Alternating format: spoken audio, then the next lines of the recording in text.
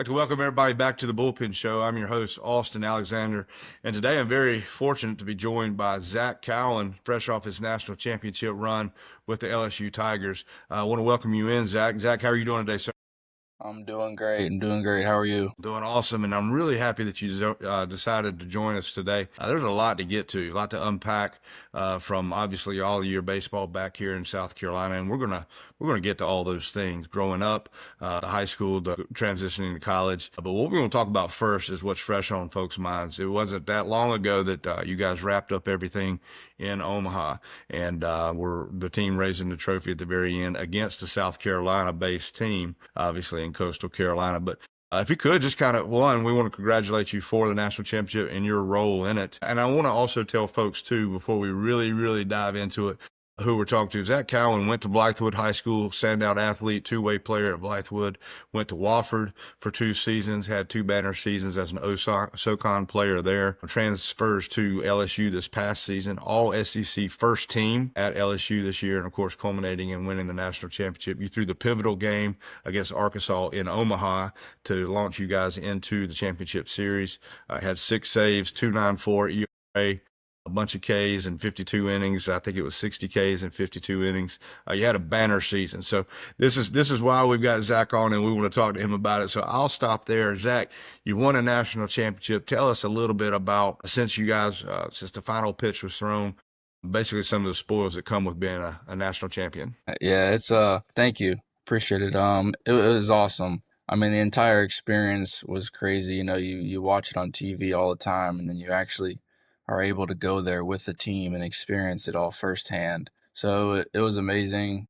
Dream come true for sure. It almost felt like, the entire postseason, the team, we were just pacing ourselves to get there, and we played really good baseball at the right time. It was great having my whole family there for them to be able to experience it all, and then winning the whole thing is kind of just a cherry on top, and just it was awesome. I don't know another way to put it. It was just a great experience. So since you guys wrapped up in Omaha, you had to come back home. And if anybody that follows college baseball knows, the fan base is very rabid for down in Baton Rouge for that team and that program, and always has been. So what's it been like to be able to return, back to campus? Obviously school's out, but you still got so many fans who are excited to see what you guys did.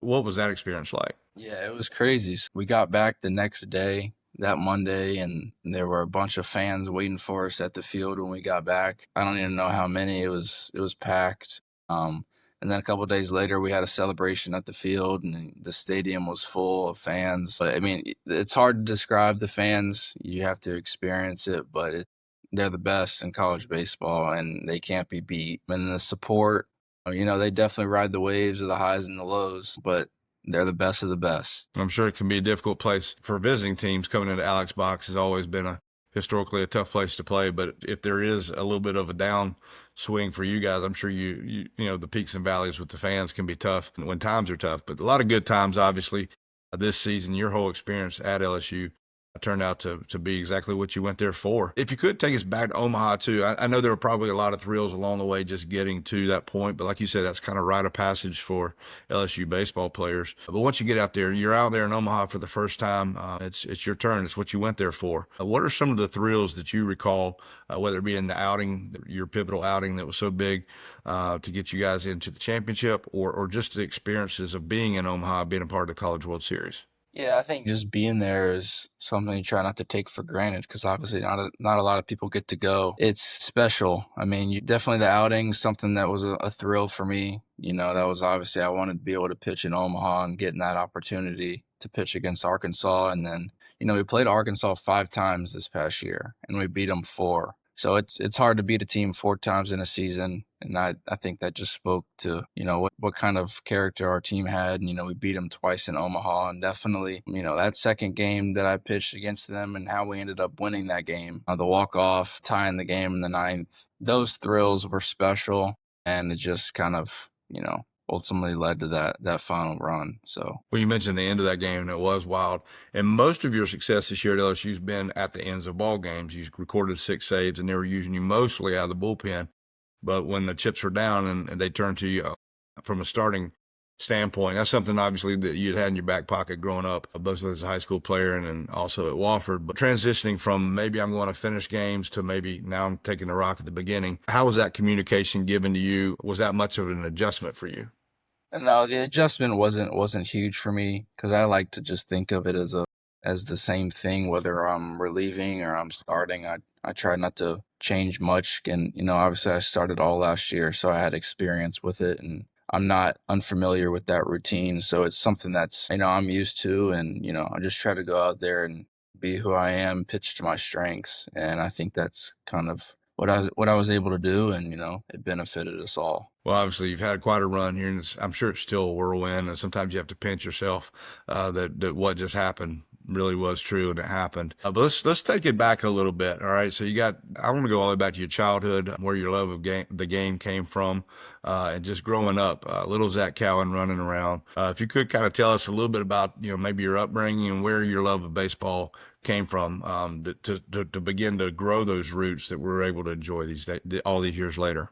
Yeah, I mean, it was the first sport I played, so I think I've played baseball since I was 4 or 5. So that love for the game started at a young age, and me and my brother, who's a couple years older than me, who played at Blythewood as well, just we grew up playing together. And I remember playing wiffle ball with him in the backyard, just having fun with it, experiencing with new things. So that's when the love of the game started, and you're trying to find ways to get better, and growing up, we played basketball a little bit, but I feel like baseball was always my calling, and it's just something my dad taught us. My mom was always there to support, and that love for the game has just kind of stuck with me throughout my whole young career. You mentioned your dad being an influence, also your older brother. It's often said that the younger brother has some advantages built in because he's trying to keep up with the big guy. What are some things that you remember about just trying to keep up with your older brother, maybe his friends, as you got older and even before you got to high school? Yeah, I mean, I would always try to just stick by his side and learn from him because he was older and he knew more than me, and I looked up to him. And being around him and being around his teammates for a couple years in high school and just being around older guys, I feel like I really benefited from that.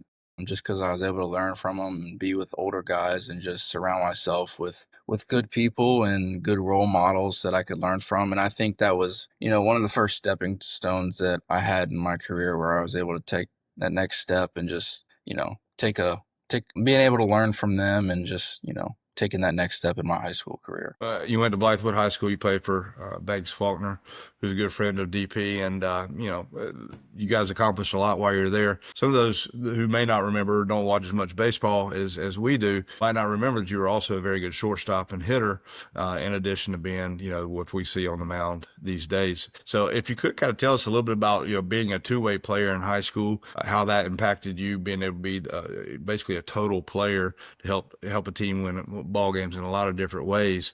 And then if you could take us through, basically your high school experience, some of the highlights from that, and then transition, to what all of that had to do with helping you choose where you're going to go to college out of high school. Yeah, so being a two-way in high school, I felt like I was, able to do well both at a relatively good standard, and I felt like I was always a pretty good athlete, so I was able to adjust to certain things. And growing up and in high school especially, I was always a shortstop, and a hitter was my main priority, and I didn't really pitch a lot in high school, so I just felt like my main focus was on hitting and fielding and those sort of things. And then at the tail end of my high school career, I started throwing a pretty good pitch, and I started coming to the realization that I might be pitching more. And then getting recruited to Wofford to play my freshman year, I got recruited to be a two-way there, and I think something just clicked on the pitching side of things. I think doing it every day and being around a lot of older guys really helped me, and then ended up just sticking with pitching, and I kind of just saw my career skyrocket from there. So part of the reasons you chose Wofford was the potential of being able to be a two-way guy, but shortly before getting to campus, you realized maybe your meal ticket was going to be on the bump. And so you go in, I guess, that freshman year, and you're just trying to make your way into like any other freshman that's going on to college campus, trying to figure out college life, and find your way into the mix so you can have a meaningful role. Obviously, you were able to work your way in at Wofford and had a successful run your freshman year, but but certainly your sophomore year, things really, really took off. So if you could kind of tell us a little bit about maybe some anxieties and thoughts that you had going in to try to win a job, and then how that turned into you becoming the man there. Yeah, I think when you get on campus freshman year, you're a little anxious and you're not trying to rush things, but you're obviously trying to find a spot and you're trying to feel important. And I feel like that's the case with everyone, and that was the case with me. And, I was able to put the bat down and stick with pitching, and I kind of felt like, a I took big strides as a pitcher. And then that kind of just led into my sophomore season where I took an even bigger stride. And, I don't know the main, I like to look at it as me just getting better as the years goes on, and just having that experience. I think that was the main thing my sophomore year. And I was able to, I don't have, crazy big velo or anything like that. So I think, just pitching to my strengths and going out there and competing are the main two things for me. Well, that sophomore year, you end up going 10-3, all SoCon, and really turned the corner as a college pitcher. But it wasn't. There was one game that you threw at the very end in your regional. It turned out to be very impactful for your career. You go to the regional at Chapel Hill. Wofford makes the regional. You don't go game one, but you go game two, and games 1 and 3 were against LSU. So you didn't throw against the Tigers, but they were there. They got a chance to see what this guy from Wofford had. Tell us how that ended up transitioning from, maybe something other than staying where you were, and how that impacted you end up ultimately at LSU. Yeah, I like to answer that question kind of just because it's crazy how it all came together. And I think that's the best way for me to put it. I didn't pitch against them like you said. I pitched our second game. So it's insane kind of how it all came together. Just them being in that regional and then me not pitching against them. So it was kind of a blessing in disguise just because, I ended up at LSU, and this is something I've always wanted to do. I had no idea I'd end up here, but I'm thankful for those 2 years at Wofford just because I felt like it made me the pitcher who I am today, and got me to where I am now. If you could speak to a little bit of what was involved in that process of the transfer. You wrapped up your sophomore year, everything's going pretty good. Now LSU comes in the mix. How did all that come into play? Yeah, so I didn't know I would transfer. After our season ended my sophomore year, I was planning on moving back, like, going back to Spartanburg relatively quick, and, just sitting down with my family, figuring out what I need to do. Ultimately made this decision to transfer just because I felt like I needed to get out of my comfort zone. I needed to get away from home a little bit. I needed to, take a new opportunity and find an uncomfortable not necessarily uncomfortable, but be uncomfortable in a situation where I know I can develop and get better. And LSU was the perfect fit. And, this place is home now, and couldn't be more thankful. Well, we've mentioned all the success that you had pre LSU. Of course, this past season's been crazy and a real successful one as well. I want to talk a little bit about what makes Zac Cowan successful on the mound. In a world where we see velocity just flying through the roof, everybody's upper 90s. You see college guys touching 100 with pretty regular in Omaha. We were seeing it. You're not 6 feet tall. You're right at 5'11". So you're an undersized right-handed pitcher. It's not throwing mid to upper 90s. Tell us a little bit about what makes you successful. How do you, in the SEC, a league that is full of guys that are going to play in the big leagues one day? I think arguably, but hard to argue, that it's definitely the best baseball in all the land. You win first team All SEC. How is a guy who doesn't have the stuff that a lot of his teammates may have or other guys in that league have the success you have? And I also want you to talk about the changeup, one that I remember being the best coming out of high school. Talk a little about how you incorporated that and how that also yields to the stuff that helps you beat hitters. Yeah, so I don't really like to compare myself necessarily to others, but it's hard to deny the top end stuff in our league and on our team especially. But I mean, it's why I was recruited to LSU, to be myself, and they liked me enough to get me here with the stuff that I had, and that you can really draw confidence from that. And, confidence just builds and builds and builds. I go out there and I know who I am, and I don't try to be my teammates. I don't try to be anyone else. I know what my strengths are. And I know how I can pitch. I know how I can get guys out. And I think that just, that's very helpful for me. And then you mentioned the changeup, and I feel like it's always been a pretty good pitch for me. I've always had pretty good feel for it, and I think it took that next step and got even better in college. In my first couple of years at Wofford, has been a really big piece for me and has gotten me to where I am today for sure. Where did you learn the changeup and at what age? Started throwing it in high school.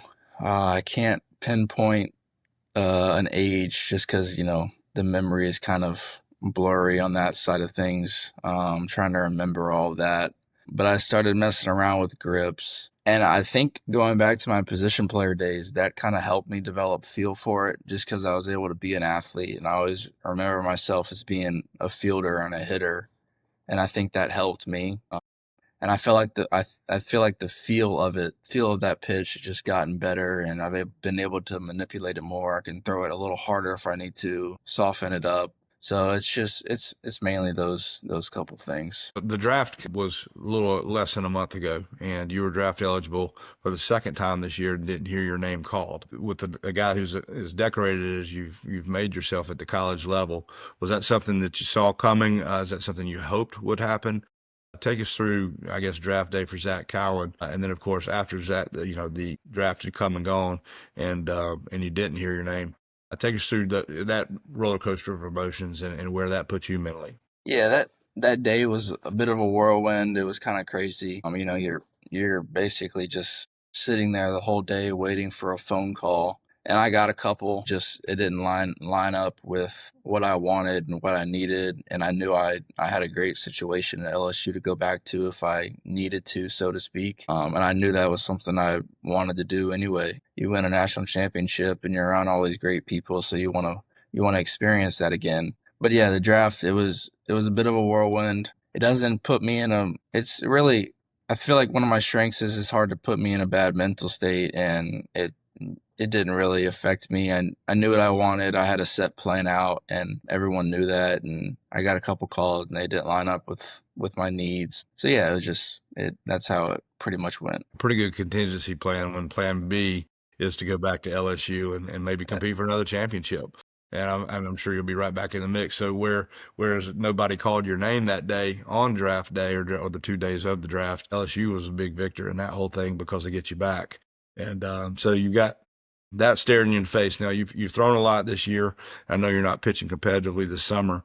So what does that Cowan do after the season you've had and the workload that you handled going on this summer? What does your fall look like? And then I guess let's spin it even further. What are some goals you have of yourself in 2026? Yeah. So after our season got over, we went back to Baton Rouge. I was there for probably about a week, and then I came home, and I've been home for the whole summer, working out here, being here with family and friends, enjoying the downtime, enjoying being with everyone. And I actually go back to Baton Rouge a week from tomorrow, so next Saturday, and I'll be there for until Thanksgiving. But the fall will be cool to experience that again, and just to be around the new team, be around all the coaches again, and I don't have much going on this summer, which is always a nice thing. You've been back in Columbia, I believe, most of the summer in between, leaving Baton Rouge and having to report back. I've been able to stay in touch with a lot of your teammates. What's that been like when you guys pick up your phones and catch up with one another? It hadn't been that long since you accomplished all that. What's that been like? Yeah, it's been great. A lot of my good friends are from high school and ones that I played with in high school. And they were following our whole run in Omaha and the postseason, so it's cool to see them keep up with it. We always keep in touch and hang out a little bit while I'm home, and just being able to see them is cool. They have a lot of questions about the whole experience, and it's pretty neat to be able to share that and try not to take that for granted, because obviously not a lot of people get to share that with their friends. And obviously they watched on TV, so I think I'm really just like in a really good position to, like, with my friends, and very thankful that they show the support that they do. So it's pretty cool. Well, if you look in your crystal ball and you try to envision out all these things that you work for and you've laid the foundation for, what would you like to see have happen in 2026? I don't want to say goals, but if you see yourself, this time next year, 5 years down the road, particularly in baseball, what do you see happening for yourself? What would you like to see? Yeah, it's a good question. I think just it'll be my last year in college. I'll definitely try to take it day by day, live in the moment, one step at a time. I know that all that might be cliche, but it's things that I'm going to try and follow. And as far as the season goes, I like to look at it as we'll get there when we get there, and just live in the moment. I'd like to have a season like I had this year, but it's baseball and things could happen. So we'll see where it goes. I'm gonna go back to high school for a moment. This is how we got to know each other. A few years ago, you attended a lot of our events, whether it be Palmetto games, pro days, different things that we had for the top end players. What are some experiences? And you did a nice little promo for us that we ran yesterday on Diamond Prospects, our social media. But if you could tell a little bit more, whether it be the Palmetto games or pro day, or just how Diamond Prospects in your high school career, some of the thoughts that you had, memories from what we did while you were playing. Yeah, y'all definitely do a great job. I feel like a lot of, players might take it for granted, but when I remember when I was in high school, I paid attention to a lot of the stuff y'all released, and I read a lot of the stuff because I feel like that goes hand in hand with learning about who you're around and what your competition is, and just the exposure side of things and what y'all do and the experiences that I had and just the memories. And I remember looking at all those rankings and being like, wow, that's pretty cool to just see all my teammates on there with me and just reading about all that stuff. And I feel like it was just really cool to be able to have that exposure and y'all to, write that kind of stuff up about us and just, being able to have that in our back pocket pretty much. Pretty sure that most of your high school career we were ranking you as a shortstop. Yeah. While we recognized that you had a shot on the mound, you were pretty good on the mound too. I'm pretty sure most of the rankings had you as a position guy swinging the bat and playing a position. Yeah. Shoot, good example of we don't always know what we're looking at. We knew we were looking at a good player, but you've gone on and certainly the path that you've taken was the right one for you. And that can happen, especially with good athletes and good players like yourself. Before we wrap up here, Zach, I just want to there are a lot of people throughout your past, I'm sure, that have impacted your career and had a big part of who you are as a person, as a baseball player. And probably the list is way too long to list, but I always like to, when we do these, just kind of give the person that we're talking to, our guest, an opportunity to kind of go through some shout outs, maybe some people that you really want to, unsung heroes for you in your journey. Yeah, I like to give a lot of credit to Coach Faulkner, my high school coach. I felt like he kind of molded me into a player that I could be, and was a big supporter. It was always there, always at the field, so you knew he was reliable, and it's just always in my back ear about things. He was just a great guy to be able to grow up and in high school and play for. And then obviously my family, I like to shout them out, my friends, and then the LSU community for sure, and then the state of South Carolina, just because that's my hometown. Like to always give them credit and to Diamond Prospects because of the exposure and of the commitment to being great. Yeah, so those are the couple guys or a couple people that I'd give shout outs to for sure. Well, you've accomplished a lot, and we know that the final chapters are still to come.